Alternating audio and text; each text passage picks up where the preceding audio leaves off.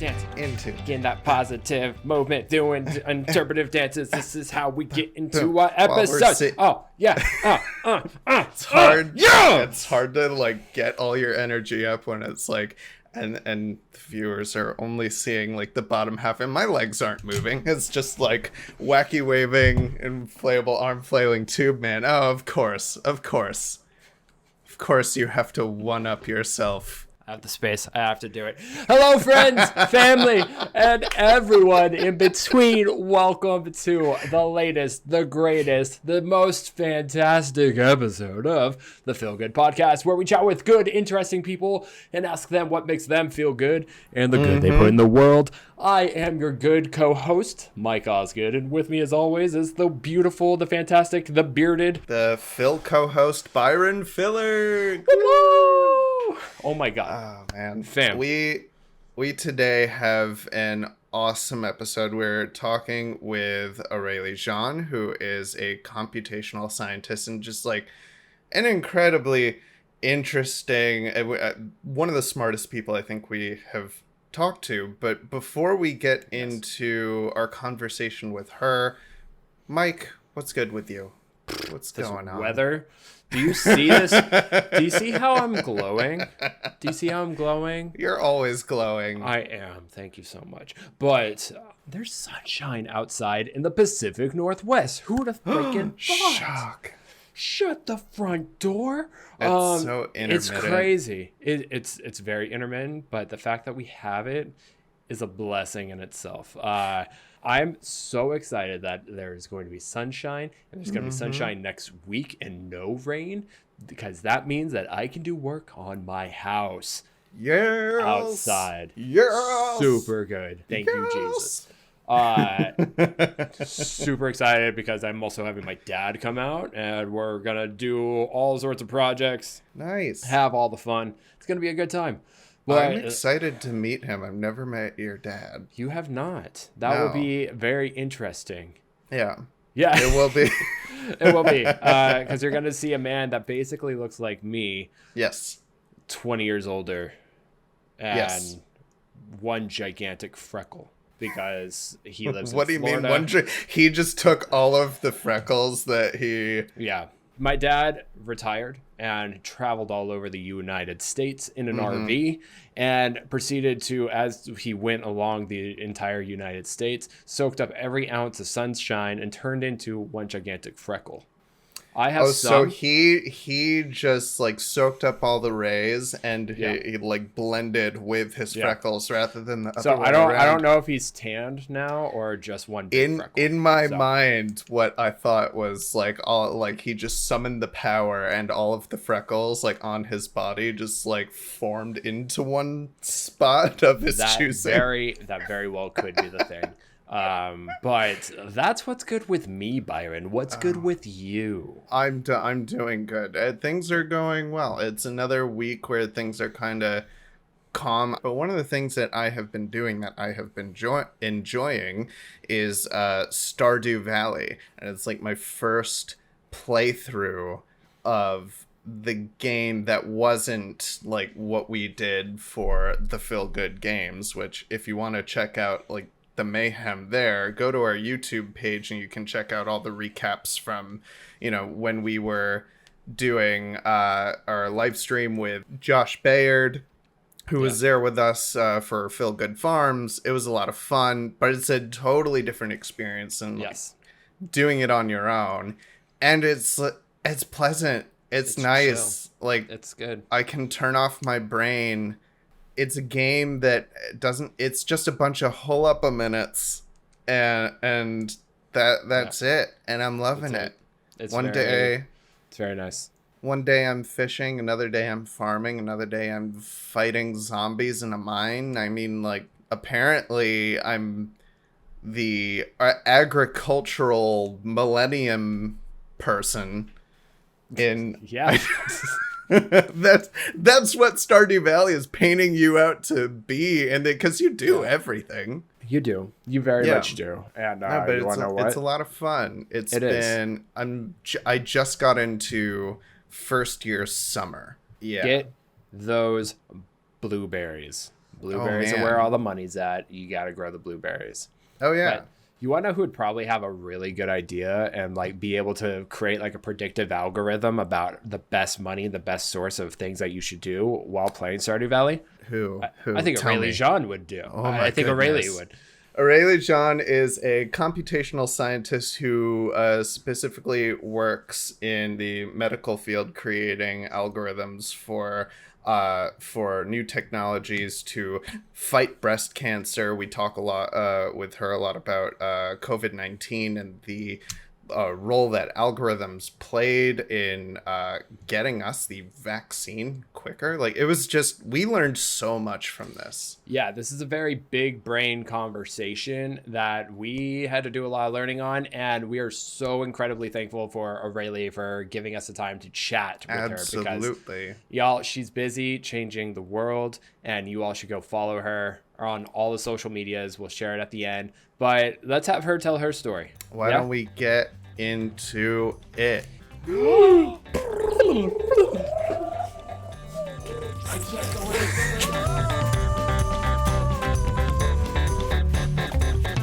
Back from the little dance break, everybody. Thank you for tuning in with our guest today. We are talking with the I practically don't have words. She is an amazing scientist and basically a wizard. Please welcome Aurélie Jean.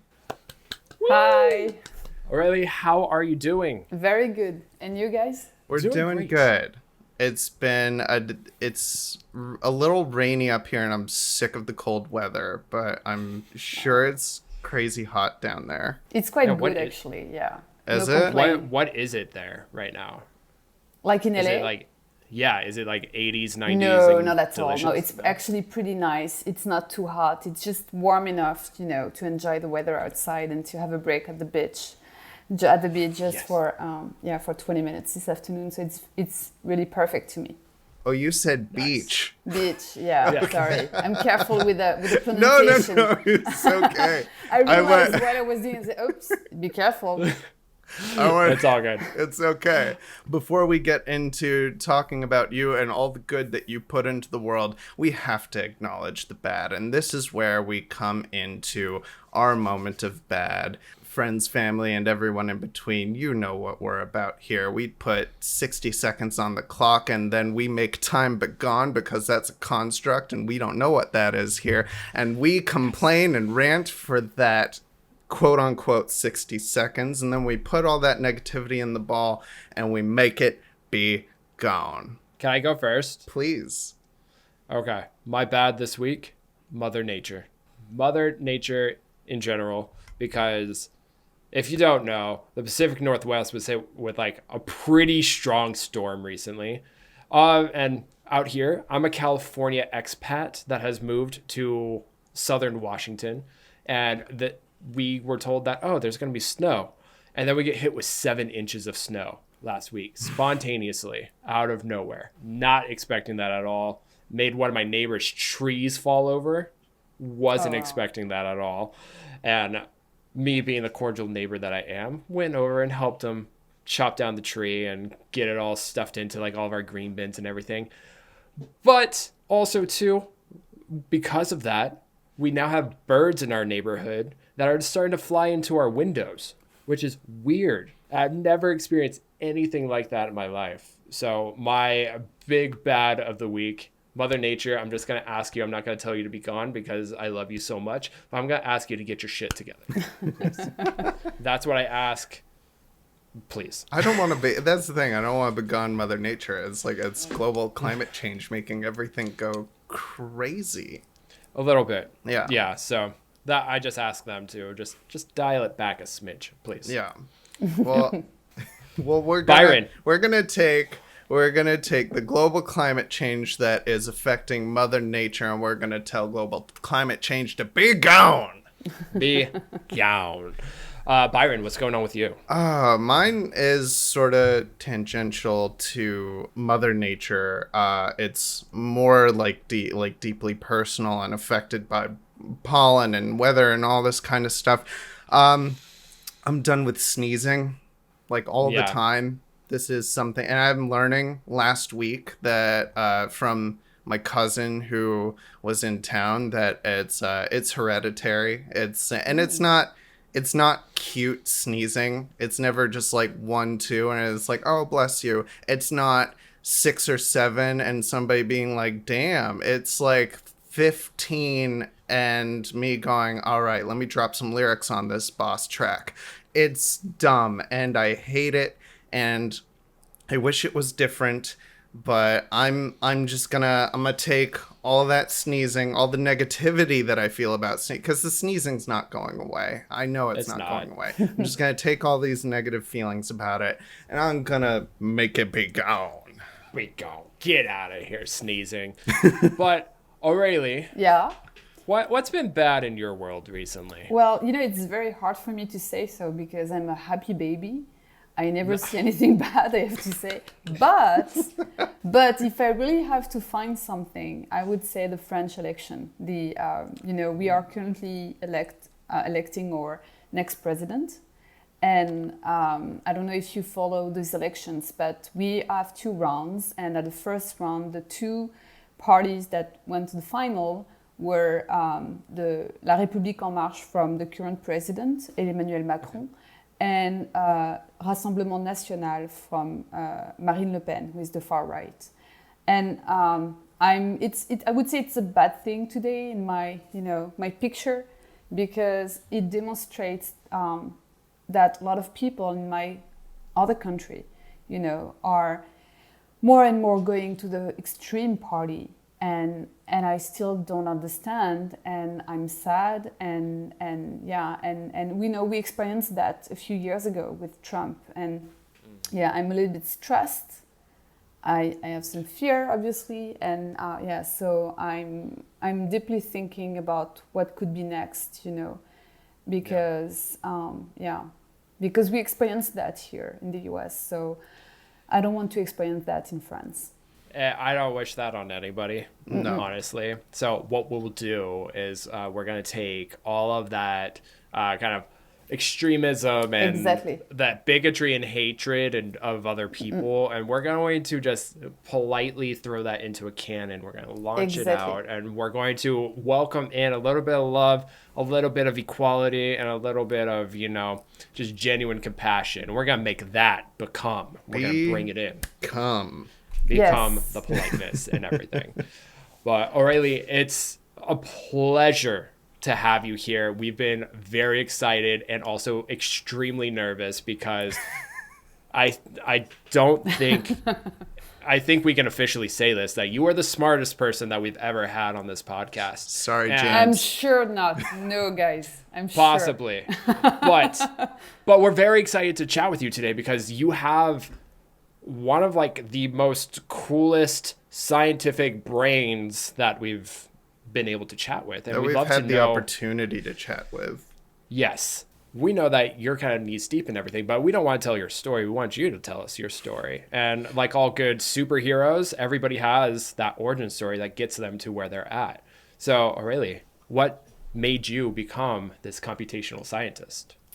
Well, it's very hard to explain such things, but I would say I became who I am thanks to my grandparents, actually, because they raised me and they provided me with the best vision and freedom to do what I want to do without any stereotypes or bias in my mind on what a woman can do or cannot do.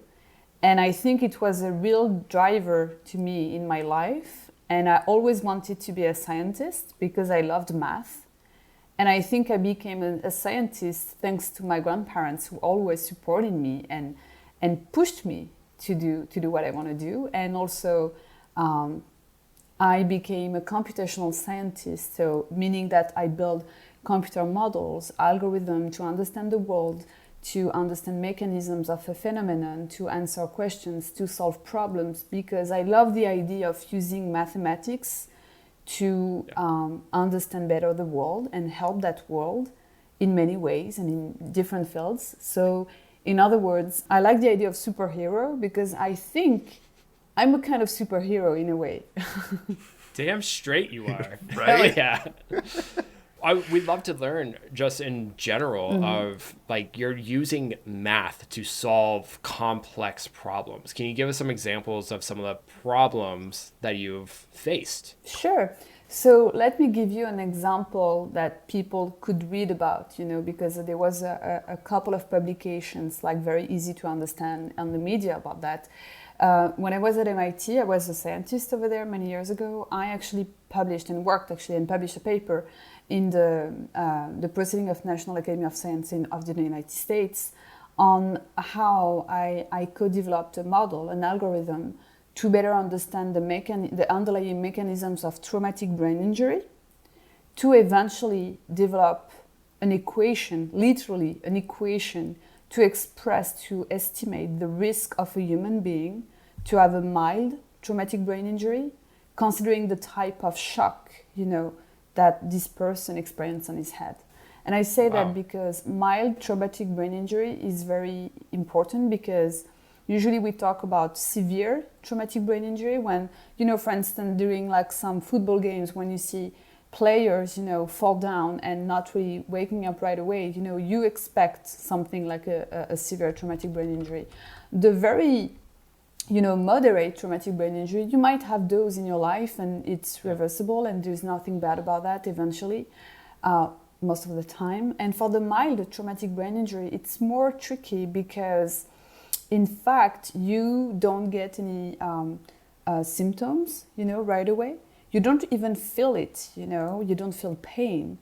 And so there is no injury per se, visible injury. But after a certain amount of time, it can be a few weeks, a couple of months, you actually see symptoms like lack of memory, issues when sleeping, or depression, or all those things together. And my equation, actually, what we developed at MIT is key because it helped people to actually estimate whether this person has a high risk of mild traumatic brain injury. And if so, we can actually start the process, do an MRI, functional MRI, and validate whether this person has a traumatic brain injury and start the treatment. So, and this study was actually funded by the Navy and the Army, the US Army. And I think that without algorithms, without mathematics, we couldn't have done that study. Why? Because you are not allowed, for good reasons, you're not allowed in the United States and I think all over the world to do such experiment on a live human being, meaning that you cannot put sensors in the brain and do a shock, on the head and see how the person reacts. So we actually did that in the virtual world using mathematics to actually understand the mechanisms inside the brain and to write this equation to estimate the risk of a human being to have a mild traumatic brain injury. So this is, to me, the power of mathematics. It's to solve problems that you cannot actually solve in real life. But you can make some guesstimated prediction before you even run a real world test. Yes, exactly. Okay. I find it wild that we have that now in 2022 we have this ability to sort of quantify in a computational sense injury and factors and things like that affect the brain, that affect more of a physical thing. You're able to quantify those types of responses. I find that extremely fascinating. And I know that also too, you've done some work in regards to AI and algorithms and stuff when it comes to measuring COVID-19 cases and things like that. Can you tell us a little bit more there? Sure. So I haven't worked on that, but I studied a lot that because I made it was like maybe 2 years ago, 1 year, I don't remember. No, 1 year ago, sorry. Yeah, time is flying. Sorry. Seriously is. Time is flying, really. So it was 1 year ago. I met a seminar at the Sloan, MIT, where I teach at executive level, education level, and I did a presentation on how algorithms, data, artificial intelligence helps towards fighting against the pandemic. And one of the algorithms was actually developed to anticipate the evolution, the time and space evolution of the COVID based on the past cases.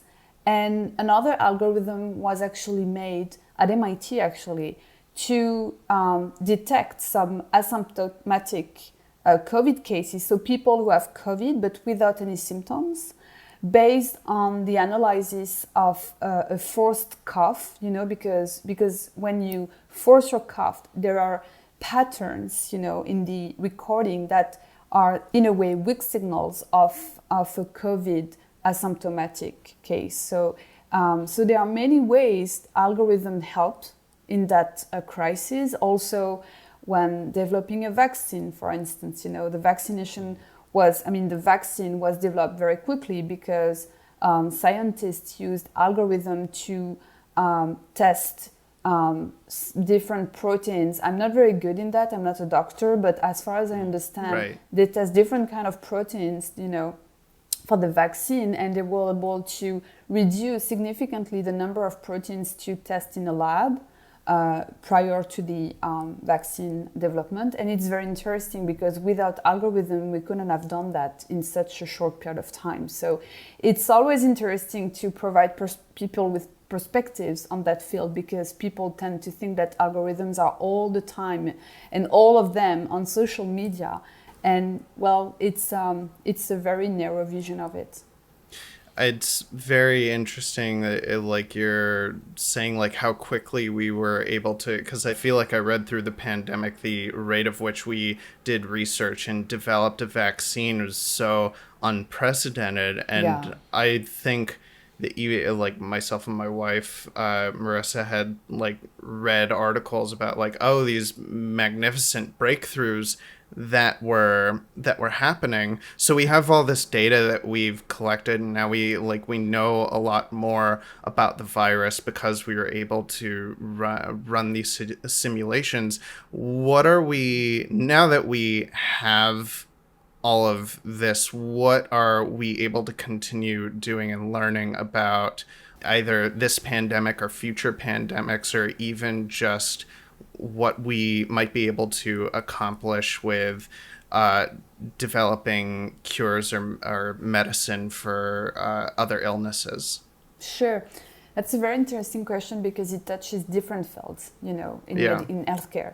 So first of all, for the first time ever, we actually run algorithm on such a rare pandemic. So let me explain. There is the regular seasonal flu, every year.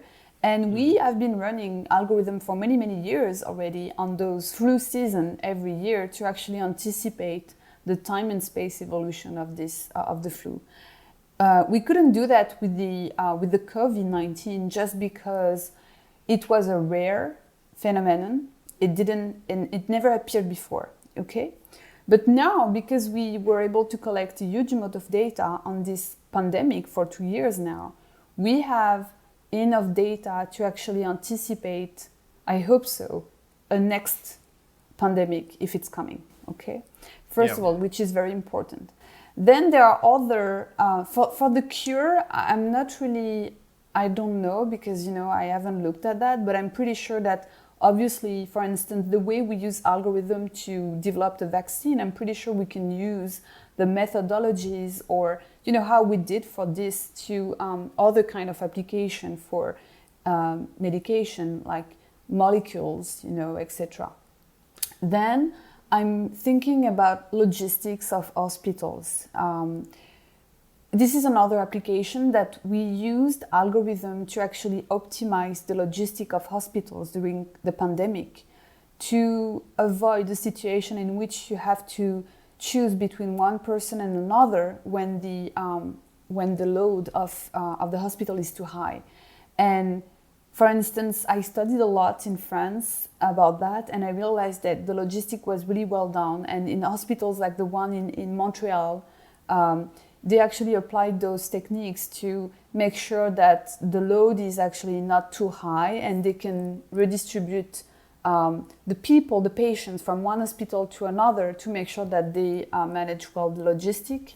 And I think we did a lot in that field, which can be very helpful in the future when dealing with the logistic of ER or other services in general. So I think it's good. You know, there are many things we will be able to use again in other fields or other applications. You know, yeah, I'm pretty sure about that. I think kind of going and stemming from that in regards to just like everything that math can do in regards to just like changing the world in regards to the delivery of vaccines and the logistical planning with healthcare and stuff. I would love to just know what's making you excited in regards to some of the positive effects of algorithms and math and things like that. Like what are some things that are exciting that are on the future that we can look forward to that aren't as scary as say like the social media algorithms that everybody kind of quote unquote plagues is poisoning the world? Yeah, that's very interesting because, as you mentioned, again, when we think about algorithm, most of people around me are thinking about social media. And first of all, not all the algorithm on social media are bad. And second of all, we have to remember that there is no fatality. Do you say that in English? In other words, even on social media, there are many ways to build the algorithm in the right way to protect people, you know, while making those technologies, you know, run well. Yeah. So now if we go back to what those algorithms can make good, you know, in the future, and what I believe deeply is in medical application. I have two companies, and one of them is actually a deep tech company, a startup in medical application on breast cancer. And I can explain you what I did because I think it's the future of medicine. We, with two collaborators from Israel, we actually developed an algorithmic system. So it's not really one algorithm; it's a few, you know, different components, you know, building the technology. We developed an algorithmic technology capable of detecting what we call the weak signal of the breast cancer on the mammogram, meaning that we can actually detect the breast cancer more than 2 years before you can actually see the tumor on the mammogram, which is a game changer because, Wow. Whoa. you know, if you can detect the cancer as, you know, ideally when one cancer cell is there, you know, it's amazing because you can avoid, you know, all the treatment, the aggressive treatment, and all the impact, you know, the negative impact of those treatment and on women, you know, in general. And this is actually in what we call two domains that I really love in medical application, which is what we call precision medicine and predictive medicine. So the predictive medicine is to me very exciting because even though in my case we don't predict, we actually say that here in the breast tissue there is a tumor, there is a cancer here, you know. But the predictive medicine is a very exciting field where algorithms are playing a key role, where we actually predict, you know, a disease or an injury even before it happens, so we can actually better anticipate and treat the patient in order for him or her to avoid such injury or disease, which is very amazing. And I strongly believe that for cancer, for instance, we'll fight against cancer, not by treating cancer, but by avoiding it, you know. So we have to find ways of avoiding cancer. Then precision medicine is very interesting because it's very complicated to explain in a few words, but very briefly, it's long story short, it's all the fields that are related to targeting treatment or precise tests, you know, all the things together that are more personalized, targeted, and so they are less aggressive, you know. And personalized medicine is very key because we are used to having treatment that are the same for everyone. Okay, maybe they change the dosage, you know, depending on your weight, but in reality, it's not as personalized as it could be. Mm-hmm. And algorithm, AI, all those technologies together can actually help towards personalizing even more medicine to people. So I think that medical application in general in the future, AI algorithm will deeply help medicine, will change actually the way we think about healthcare, maybe. I wonder for a second, just so that we're not continuing to throw around these terms as buzzwords, and I'd love Sure. to take a second to make the distinguishment between algorithm and AI, because at least like Mike and I, we had a conversation about this before chatting with you, and like really trying to make sure that we understood like these are two very different things, and they tend to be a lot of causation in the way people speak about, when they are very particularly talking about social media and they're blaming the algorithm, they think that's AI.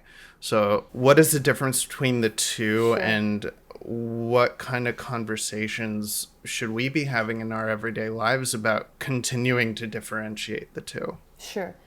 I don't like to talk about artificial intelligence, to use the word, because I feel that it can scare people and it doesn't say actually what it is.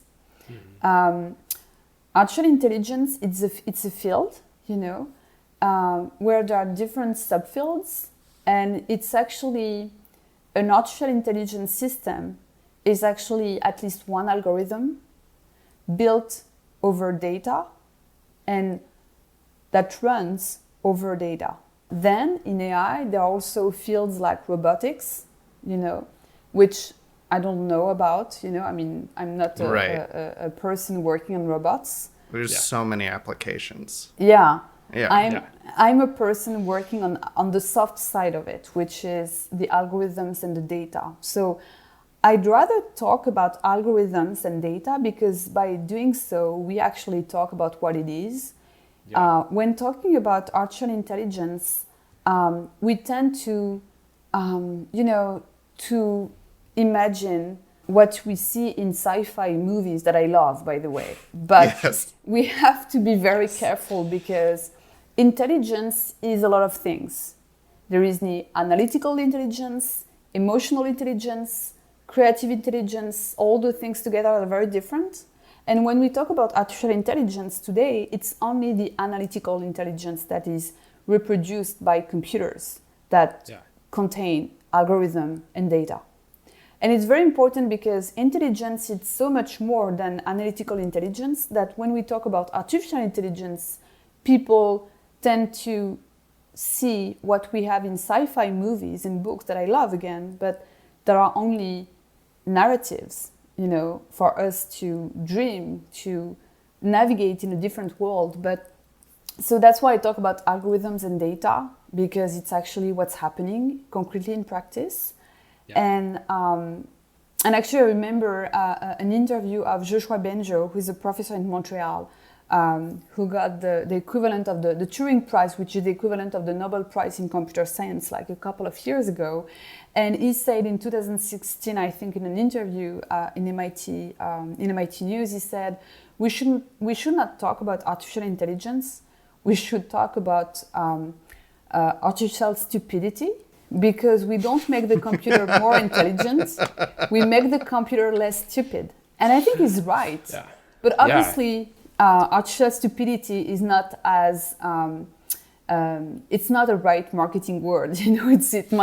It's not as sexy as artificial intelligence. So, but I'm not. You'll see in my articles or even in my books, I don't really talk about artificial intelligence, because I don't want to scare people. I just want to talk about what we are as a scientist, what I am actually dealing with on a daily basis, which is data and algorithms. So it's important to make the difference. AI is, algorithms and data. It's also many other things like robots, but robots are working because there are algorithms running on data. But again, I try to avoid the AI world. Now for a quick break. Hello, friends. Hello, family. Hello, everybody in between. Did you ever want to promote your business on the FillGood podcast? I know you do. You do. You definitely do. You absolutely do. Look into my eyes right now. You know you do. If you're listening to this, look into my look into his eyes.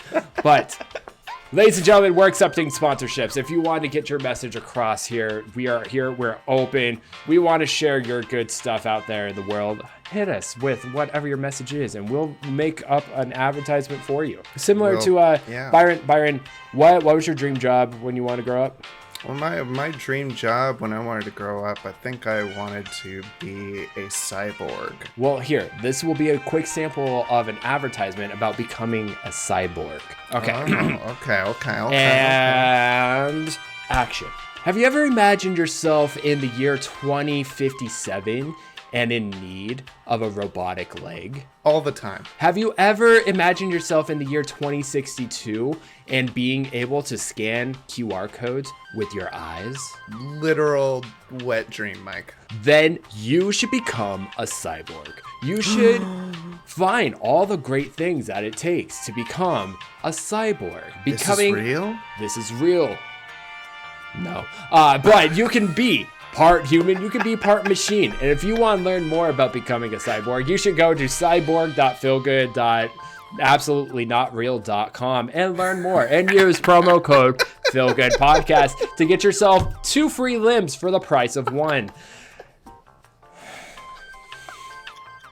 This is what you can get for the FillGood podcast in regards to promotions. So if you're interested, please send us an email at fillgoodpodcast@gmail.com, or you can reach out to us on social media at FillGoodPod on the Instagrams, the Twitters, wherever you want to find us, we're there. But we love you. We shouldn't be allowed to do this, but I'm so glad that we are. And see. I want to bring it back about 2 seconds ago. Can you please tell us a little bit more about your self-proclaimed love of sci-fi and all of that world? What drew you into that sort of world and fascination? About AI or about sci-fi? About science fiction. Science fiction. Yeah. Well, I love sci-fi because, first of all, I love sci-fi. I don't like movies or shows like, I'm sorry about that, but like Star Wars and Star Trek. It's not for me. I don't like that. Fair I'm not enough. into it. Every time I went to the movie theater to watch Star Wars, I just fall asleep. So I'm not good with that. But what I love is the sci-fi, like so many movies, like Blade Runner. I love it. Like Matrix. Matrix, for people to know. The first Matrix has all the main theories about AI, singularity theory, or machine learning, or bugs, or data. This is amazing how this movie captures all the main concepts of AI. So people should see that movie again and think about it after this podcast. And what I love about sci-fi is that it's a way to extrapolate your fear, your phantasm, phantasm, yes, into something that is not real, but it's also a way to think deeply about the consequences of what we're doing today, technologically, what can be done, what cannot be done, and what could be the consequences if something bigger happens. And I like that. And actually, between you and I, even though everybody will know, but I'm actually writing a book right now that is, I will tell you more about that later. I'm writing a book with a friend of mine in Los Angeles, and it might be related to what we're talking about right now. Yeah. Oh. Yeah. You heard it here first, Phil Goodies. You heard it here first. I can't wait to learn more about that. Do you like sci-fi, guys? We Yes. do. We're big. We are definitely big sci-fi nerds. You mentioned Blade Runner, and that was actually a reference point for me talking it, because I think I haven't read this book since I was in high school. Do Androids Dream of Electric Sheep, which was what Blade Runner is based on. Yep. And I felt I'd actually be interested to ask you about this, because I think like a lot talking about Blade Runner and thinking about how sci-fi represents we talked about this with Liz, Mike, where it was really about like how do we tell the story using these tools and really bring the human elements into sci-fi. Like, it's not a good story unless we can really see the humanity through and the flaws of humanity through the technology. And one of the things that I really loved particularly about Blade Runner is like where, you know, you're having a conversation about intelligence, but really towards the end you're realizing you're having a conversation about sentience, because the villain at the end who's escaping my mind. It's really just a matter of like he has no awareness of whether he is a replicant or actually human. And so I wonder how much premonition within the past several years, like decades of sci-fi, have you seen that's like come to fruition, and what are the ideas and concepts that are, I don't want to go towards the part of sci-fi where it's like, well, that's just ridiculous and that's never going to happen. I'd love to talk about the actual things that are real and possible that would make people excited to engage in a conversation in real world science. Well, actually, you made a point, because sci-fi are, to me, a good entry point when talking to people about AI, algorithm, and data. I always use sci-fi because everybody knows about sci-fi movies or books, so narratives. So it's a good way to take people with me, you know, to explain them what happens, what's not going to happen, why, etc., etc. And actually, it's funny you talk about that, because in my most recent book, it's in French, sorry guys, hopefully it's going to be in English, but now it's in French. But it's actually, I start the book with the narrative, the story of Minority Report. I don't know if you remember the book and the movie, Yeah, a little bit. Yeah. And I start with that, I finish the book with that, and I explain why, because I don't know if you remember, in Minority Report is the story of 3 precogs, you know, at the police of Washington, D.C. And three precogs who actually have visions on what's going to happen, which crimes are going to happen, and who is going to be the victim and the suspect. Exactly. Yeah. And so thanks to this, those precogs, who are those 3 supernatural people, you know, with extreme sensibility, they can actually arrest people before they actually commit the crime. And believe me or not, but this actually exists. It was actually in Los Angeles, a team at UCLA developed a technology named PredPol, Predictive Police, based on an algorithm that was deployed in the city of Los Angeles and used by the police.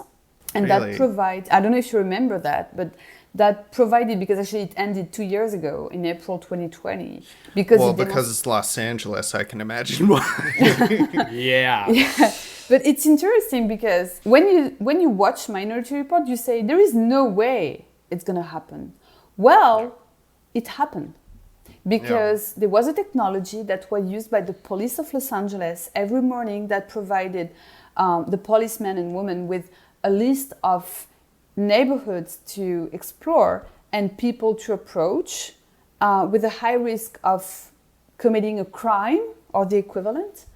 And it actually existed, and everything that was in the movie and the book Minority Report actually happened in real life. I don't know if you remember, but in the movie by Spielberg, at some point the main character, who was a policeman, John Anderton, was actually shocked because he realized that the precogs said that he was the murderer of a crime in the future. And he couldn't understand why, you know. So he was totally blind about the reasons why the precogs say that he was a murderer in the future. Yeah. And the only way for him to avoid that was to escape, because there was no way for him to demonstrate that he was not the murderer. Yeah. And it's actually what happened in real life, is that because you might not understand how the technology is running, what there is behind the algorithm, what are the logic, if you want, of the algorithm, you cannot defend yourself. You cannot say why you are not guilty of, Yeah. you know. And it's very interesting because this technology was, the city of Los Angeles decided to end the use of this technology in April 2020 because this technology demonstrated a high risk of stigmatization, discrimination, especially ethnicity discrimination, because as you can imagine, because the algorithm was trained over the past crimes, obviously the areas, the neighborhood in Los Angeles where the crimes were very high were actually stigmatized even more. And literally, if you were a young man, Afro-American, the risk you had more risk to be guilty of something compared to a old white lady living in Malibu, you know. So it's the algorithm actually literally transform a statistical representativity to a systematic condition, which is very dangerous and which leads to technology discrimination, stigmatization, which is illegal. So again, I like to use sci-fi movies and narratives because it's a way to show people, well, this might happen, this actually happened, and we have to think all together on the consequences of those. So I think sci-fi, it's a way to explore the possibilities, the opportunities as well, and the threats, obviously, and to think how we could avoid those while taking advantage of the benefits. If only we had Tom Cruise to save us every time an algorithm went wonky. know. But I'd love to ask you a little bit more in regards to just like algorithmic bias. And in a perfect world, we'd love to have like untainted data and things like that. But in this case of the Los Angeles predictive crime algorithm that was built, it's built off the data that was presented based off previous cases and things like that. What are some steps that one does going into the build of an algorithm to avoid those biases, to make sure that it can come across as pure and sort of informational as possible? So there are many ways, and things that, by the way, are not, there is no regulation today that could force you to apply those methods, which is a big mistake, and I hope the regulation in Europe and the United States is going to change.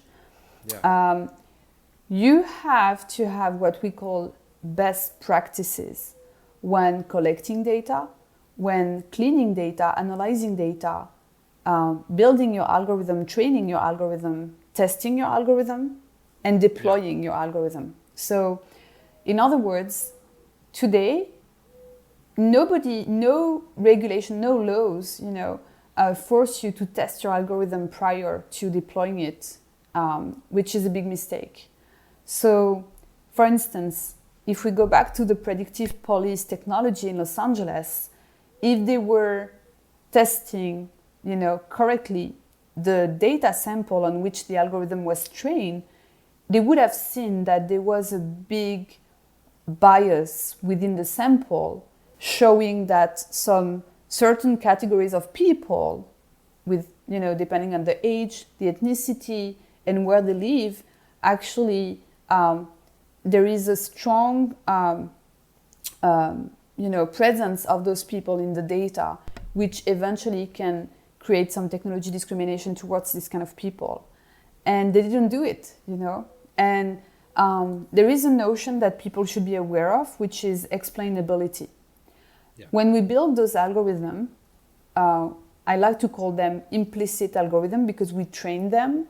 We don't explicitly define the logic behind. So we don't explicitly define how they're going to run based on the type of data they're going to see. So in other words, we create more or less a black box. That being said, we can actually decrease significantly the level of opacity of those algorithms and those technologies by applying what we call explainability methods.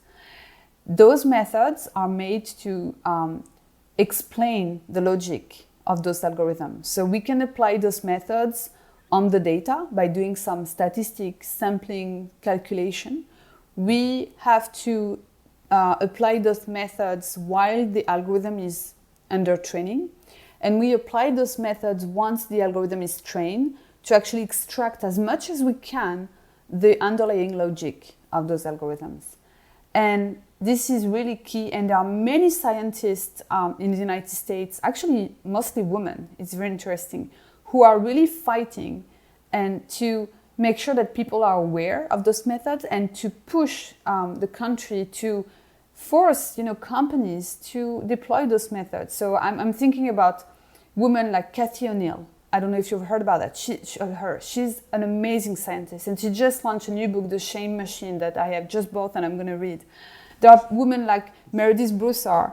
There are people like Joy Buolamwini, or so many other female scientists, strong female scientists who are working very hard towards raising awareness within people about those biases, how we can fight against those. And by the way, sometimes it's very hard to fight against those, and this is why you should not use, or you should not even develop or deploy certain technologies. Like the predictive police technology is, to me, a wrong solution, because obviously, because you, as you mentioned, Mike, because you train the algorithm over the past crimes, there is no way that you can avoid biases. So, by the way, I really recommend people to watch the documentary on Netflix, which the name is Coded Bias, because many people are referring to the Social Dilemma TV show, but I'm not a huge fan of that show because of the documentary Social Dilemma, because even though it's well done, it doesn't provide any solution. It scares people.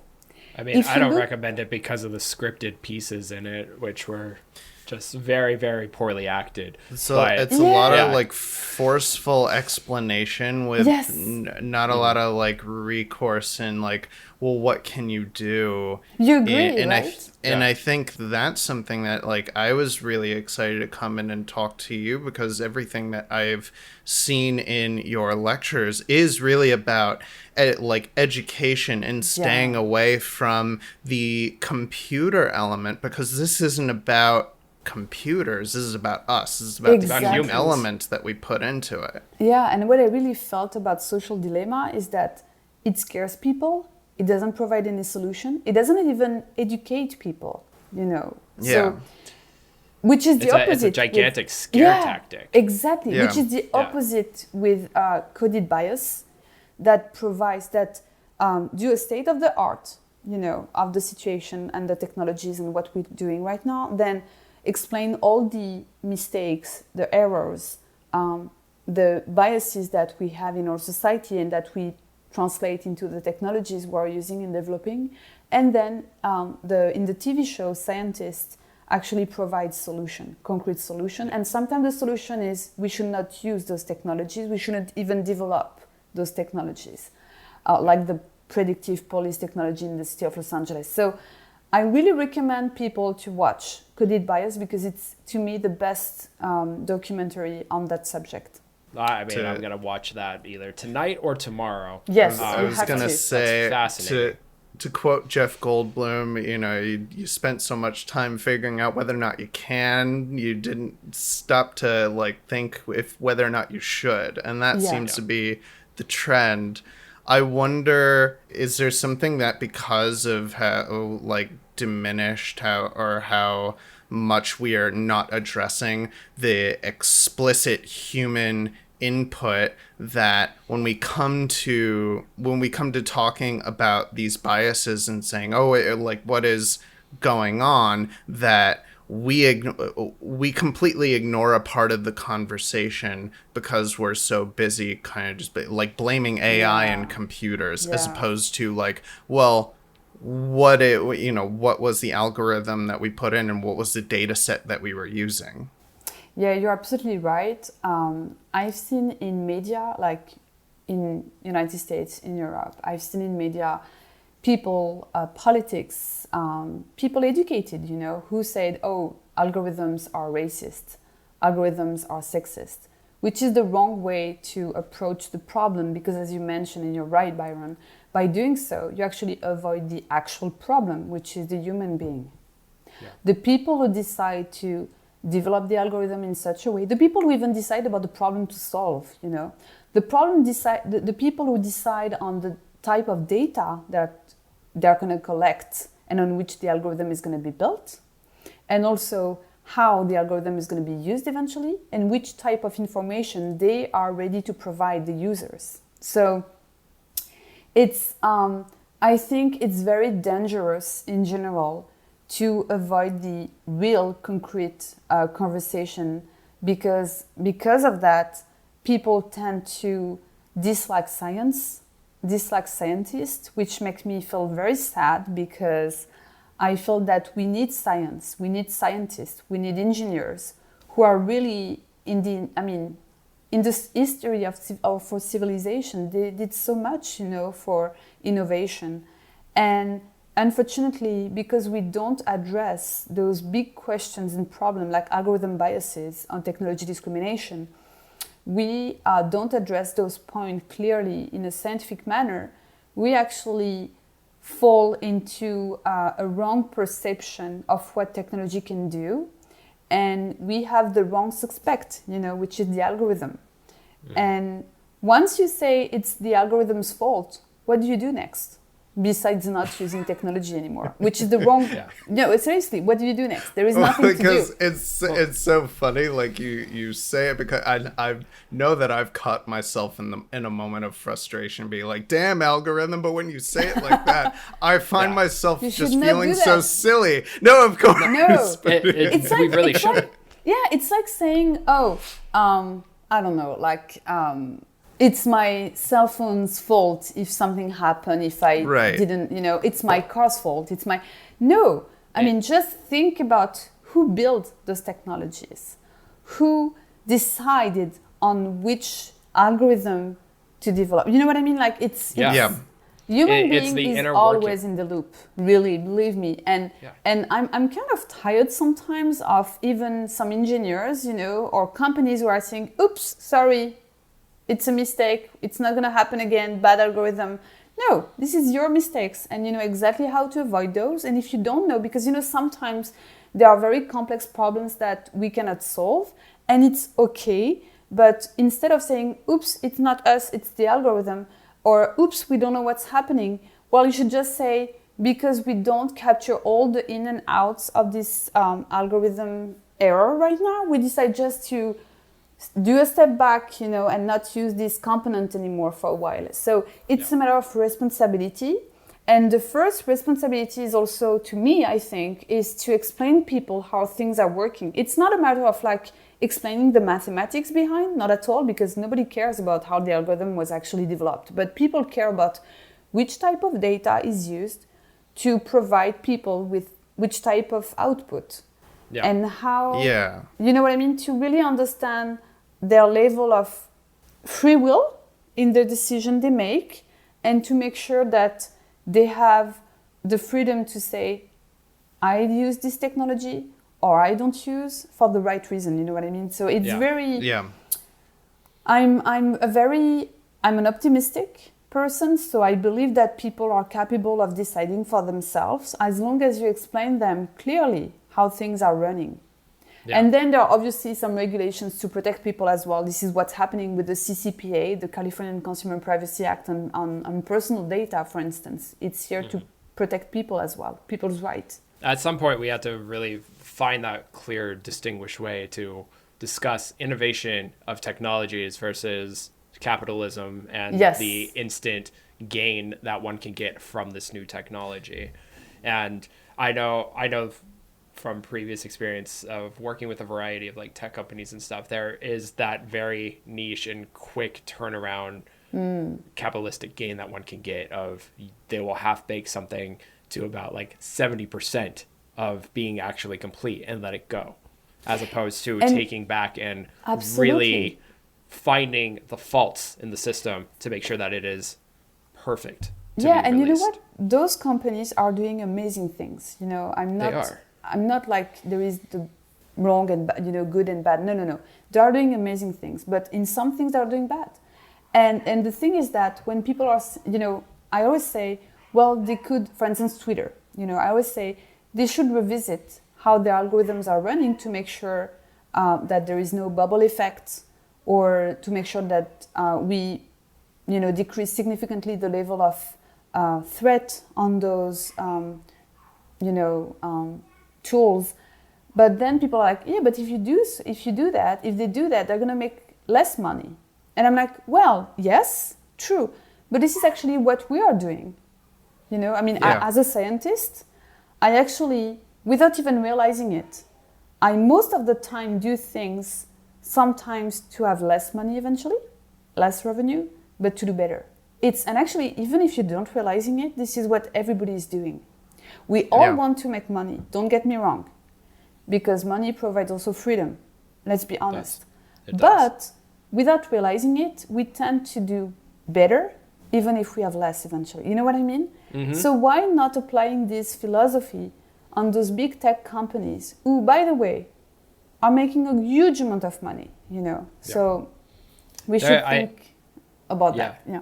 I just had a great debate with somebody recently in discussing the fight that, say, we're currently having in America of individualistic needs and wants versus the collective good when it comes to, say, mask mandates or getting a vaccine and those kind of things. I feel like that could very easily translate into technology and also within more of like these weaponized uses of algorithms, if we want to call it that, and being able to figure out if you can develop this and yes, of course, make money from it, like see what you can do to share the wealth, but also like take care of yourself too. And there's no rule book out there right now in regards to how to best do that. And that's my rant. Yeah, I think you're right, and it's not an easy question, by the way. Yeah. But I think it's a matter of balance. I don't believe in the jungle, And by the way, United States is not a jungle, where there is. I mean, at least in California, in every single state where I lived in the past, I live in Pennsylvania, Massachusetts, and New York, and now California. There are states where we support each other. There is a strong social system, and we pay taxes for that, and it's good. Yeah. And I think it's a balance. We have to provide. I believe in individualism, as long as there is a system that supports people, especially in two areas, which is education and healthcare. I'm from a country where it might sound weird in the United States, but I didn't pay for my for school. For undergrad, for grad school, I never paid. I paid just a little bit. It's nothing, like maybe 200 euros per year. And what? I know. We pay a lot of taxes. Sorry, my voice went another octave. I know. And I just need you to know that my diploma is a circle, and I don't want to tell you how much I paid for a circle. I know, and you know what? And I'm very proud of that, because we pay a lot of taxes. Don't get me wrong. Yeah. And I went to the best school, and my grandparents couldn't have. They couldn't have afford the price of one of the best, undergrad, college in the United States without any scholarship, for instance. And also I had a scholarship for my master's degree. So, I was, and I really believe that we have to provide people individually with a certain amount of freedom to think, to take initiative, to take risk. And we have to make sure that we take care of everyone, a minimum, and especially healthcare and education, because if not, we create inequalities, and it's not good. So again, it's not an easy question, but it's always a matter of balance, I feel. And technology is the same. You make a point, Mike. Technology is the same. Of course, it's normal to make money out of a technology you developed. Why not? Seriously. But then you have to think about what are the impacts of your development. And sometimes, again, without realizing it, we tend to do better by getting less money. You might not realizing it, but seriously, we do that. I always did that in my work, and it's okay, So one thing I would love to, because we're nearly running out of time with you today, I would love to ask, because I would love to turn this conversation into something actionable for our audience. So what is there something that we can be doing to be shifting our perspective, or things that we can be doing for each other in the realms of technology? Because everybody's got a phone. Everybody's got something that's in front of them that we all have access to. What are things that we can be doing to make sure, whether it's either, voting for legislation or just simply like, giving representation to voices that might not have it. How can we be shifting the conversation in our everyday lives about algorithms and AI so that we can be trusting our scientists? Of course. Yeah. Many things. First, ask yourself the right questions every time you use a technology by wondering whether there is an algorithm running, which type of algorithm, and which type of data is collected. Then always start a conversation with people around, about those topics. Then about regulation, I really recommend people to know more about the CCPA, which is a good regulation, and maybe, try to be the best enemy of those big tech companies. The best enemies, meaning, I always say that we should be the best enemies. Best enemies because if we put pressure on them to explain us and to respect us, then we're going to help them be better. It's true. We're going to help them develop better technologies. So let's try to see ourselves as the best enemies of those big tech companies who, by the way, most of them develop very good technologies as well. We don't even think about it, but I always take the example of Google. Google developed also technologies that are very helpful. Even the scientists at the research lab at Facebook develop very, interesting algorithms. So we just have to make sure that they're all going to the right direction for good. And today they don't really have pressure from us, You would think so, but not, After Cambridge Analytica, people didn't change their habits. So I really want people to think, ask themselves the right questions, and try to start a conversation, And every time there is a scandal, because there are many scandals every time, all the time on social media about like an algorithm, about technology discrimination, etc., algorithm bias, try to really understand what it is, to have an opinion, to build an opinion, and to try to move things faster by sharing your opinion and showing people that you understand what's happening and you have maybe a solution to it. I'm so motivated right now. I'm ready to and watch Coded Yeah. Bias, really. I'm not joking. Yeah. It's a really good, I mean, really, it's explaining so many things. Well, so we're coming to the end here with you, Aurélie.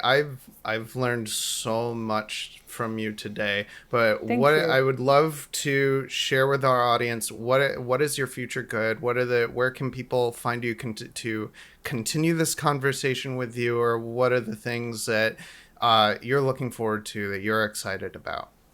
Well, two things. The first thing is that we are currently, my second company on breast cancer, we're currently closing the fundraising and we're going to deploy first in the United States our technology. And I'm very proud of that because it's going to help thousands and thousands of women all over the country. Because I really want to help women fight against breast cancer because it's a big deal, guys, really. I'm not joking. And I'm very proud of that, and I really want to push and to make it happen, and because we have the technology, it's working, and we want to make sure that every single woman in the United States can access, afford this technology. Absolutely.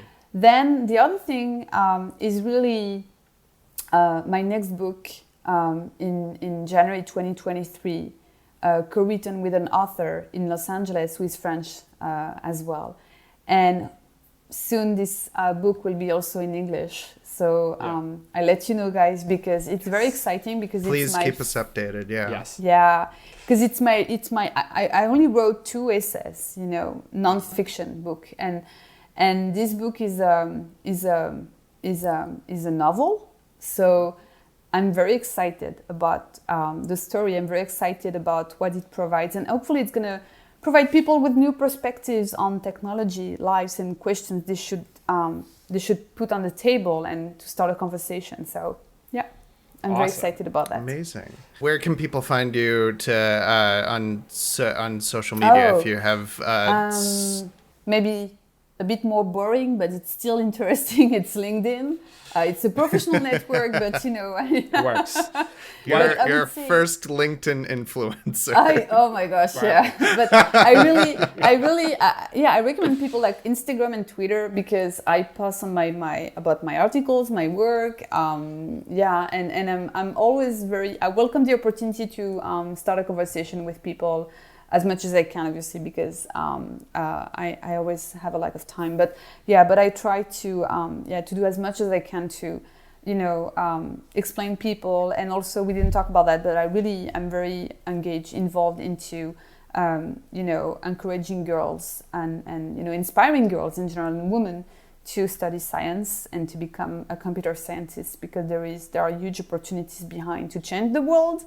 And to make money, we talked about that, and it's important, Yeah. So we all know that women are going to save this world. You want to know why? Thank God. Yes. We will. We will. Us men have done enough. Yes. And clearly, like, honestly, Aurélie, you're one of the women that are leading that charge too. So thank you so much. Thank for you. Being Thank a you, role guys. model, for being a badass, and for just educating us on so much today. Thank you. Thank you. Awesome. Thank you. Oh my goodness. Aurélie.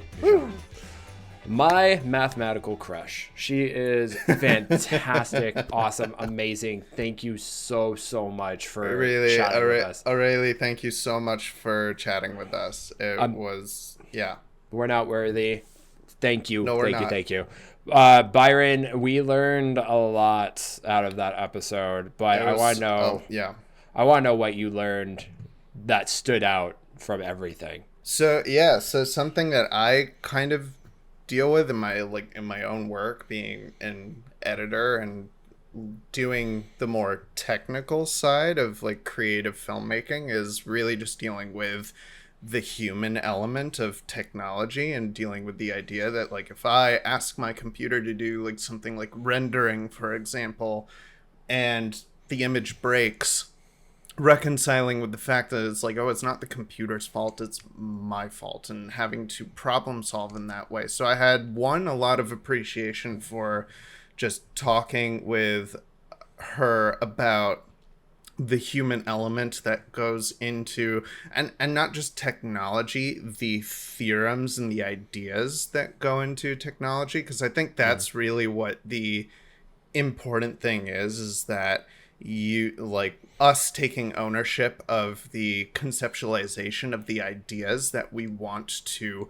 put into the world. And that doesn't require tech. That is literally, whether it's math, whether it is writing something else, is the conceptualization of an idea and trying to figure out how do you bring that to life, so that when we were talking about these technologies that are built on algorithms, it made the conversation, I felt, a lot easier to be able to really digest like the ins and outs, and without getting into the nitty gritty that she goes through on a day-to-day basis. And she's just really good about breaking that down in a very simple way. So I learned so much, and there's so much more that I would love to like put out there, but I know we don't have all that time. We'll go on forever. This episode will never end. It's just when you're looking at the time signature, there's going to be an infinity symbol and going. Yeah, it'll just keep going. Yeah. But to me, that was a lot of just that appreciation for the human element that allows us to have real conversations about, holding these larger companies accountable, not just seeing them as strictly evil, but as, entities with interests that are, they do just as much good as they do bad. And being able to have an idea of how I should personally be talking about these technologies, and who, like, the types of literature I should be reading and where I should be going next in my own personal everyday life. So yeah, that was what I learned. That's just a couple things. Yeah, just a couple things. Just no a big couple. deal. But yeah, Mike, what did you take away from this episode? I learned that math is cool. I don't know if anybody knows this. I'm a communications major. My job does not involve math. So there's a spectrum of math and words. I'm over here. Auréli's over here. She's probably a little bit more closer over to like middle, like whatever it is. But it's amazing to see all the crazy, awesome, fantastic, magical, super sci-fi-ish things that math is doing, they're able to use and create algorithms to potentially solve breast cancer. Right. What? That's amazing.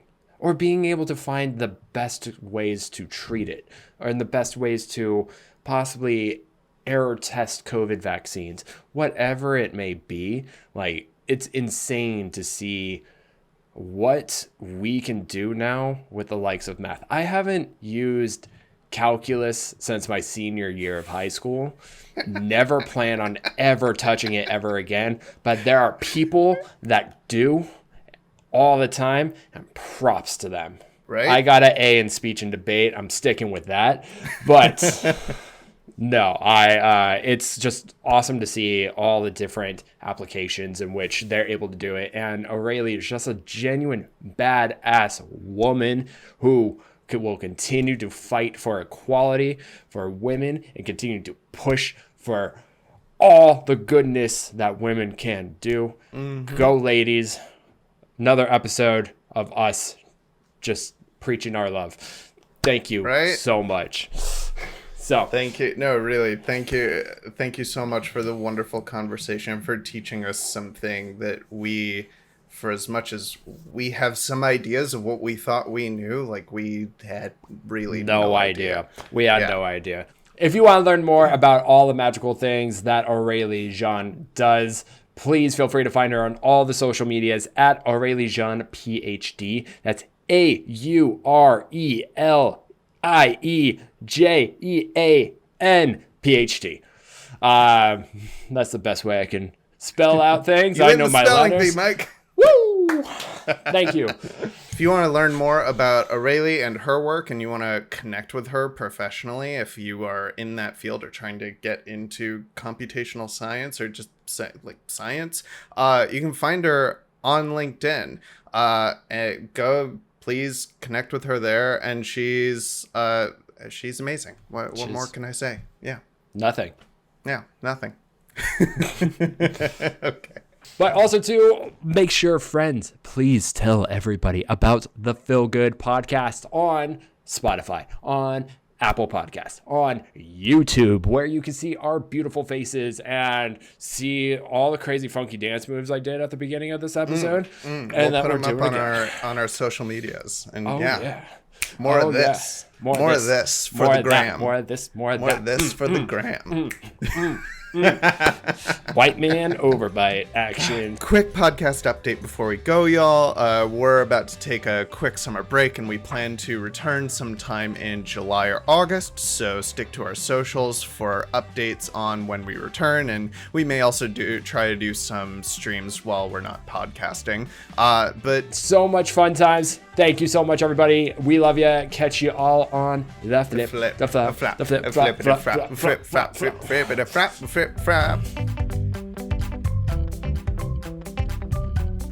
FillGood podcast, hosted by Mike Osgood and Byron Filler. Find us on Instagram and TikTok at FillGoodPod, FillGoodPod. You can also find us anywhere you listen to podcasts, including Spotify, Apple Podcasts, Google Podcasts, and many more. Thanks for joining us, and we'll catch you on the flip-flop.